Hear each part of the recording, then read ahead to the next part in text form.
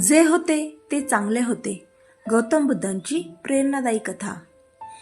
गौतम बुद्धांच्या शिकवणींनी हजारो लोकांचा जीवनाचा अर्थ समजावला आणि मानसिक शांतता मिळवून दिली.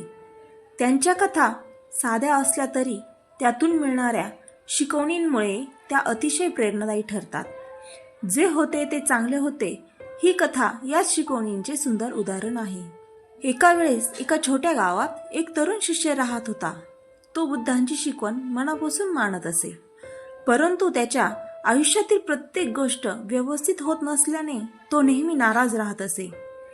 त्याच्या मनात सतत विचार येत असे की माझ्या आयुष्यात अशा घटना का घडतात, मी इतका चांगला माणूस असूनही मला दुःख का सहन करावे लागते.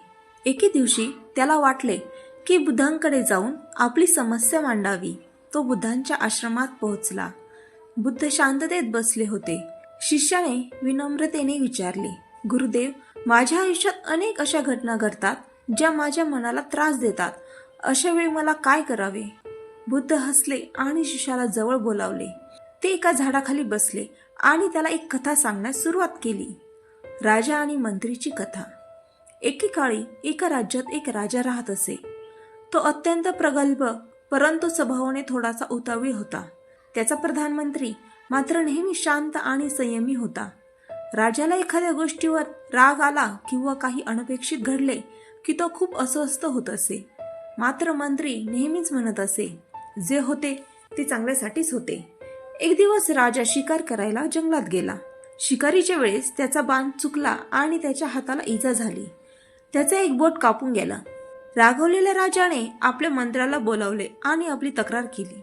माझ्या आयुष्यात हे असं का घडतंय? माझ्या हाताला इतकी मोठी इजा झाली, हे कसे चांगले असू शकते? मंत्रीने नेहमीप्रमाणे उत्तर दिले, महाराज, जे होते ते चांगल्यासाठीच होते. हे ऐकून राजाला राग आला. त्याने मंत्र्याला तुरुंगात टाकण्याचा हुकूम दिला. मंत्री तरीही शांतपणे म्हणाला, हे सुद्धा चांगल्यासाठीच आहे. काही आठवड्यांनी राजा पुन्हा जंगलात गेला. यावेळी तो एकटा होता. दुर्दैवाने तो एका आदिवासी जमातीच्या तावडीत सापडला.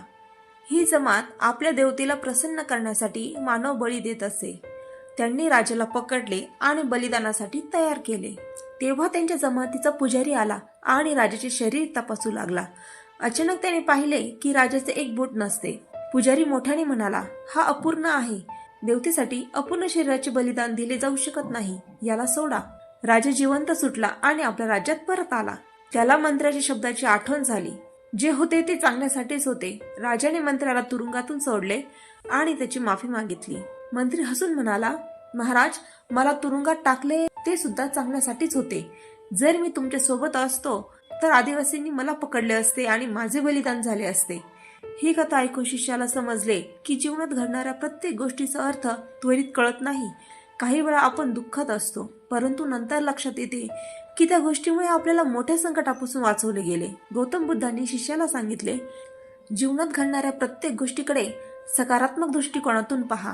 जे होते ते चांगल्यासाठीच होते ही भावना मनात ठेवल्यास तुम्ही दुःख आणि त्रासापासून मुक्त होऊ शकता. शिष्याने ही शिकवण लक्षात ठेवली आणि आपल्या जीवनात आनंदाने व सकारात्मकतेने जगण्याचा प्रयत्न केला. तर मित्रांनो, गौतम बुद्धांची ही कथा आपल्याला शिकवते की जीवनातील प्रत्येक घटना आपल्याला काहीतरी शिकवण्यासाठीच घडते. जरी त्यावेळी त्या गोष्टीचा अर्थ आपल्याला समजला नाही तरी त्यावर विश्वास ठेवा की ते चांगल्यासाठीच आहे. शांत मनाने आणि संयमाने जीवनातील प्रसंगांचा सामना केल्यास आपण दुःखावर विजय मिळवू शकतो आणि खऱ्या अर्थाने समाधानी जीवन जगू शकतो. तर मित्रांनो, ही कथा तुम्हाला कशी वाटली ही मला कमेंटमध्ये नक्की कळवा. आणि अशाच नवनवीन प्रेरणादायी कथा ऐकण्यासाठी माझ्या चॅनलला लाईक, शेअर आणि सबस्क्राईब करायला विसरू नका. धन्यवाद.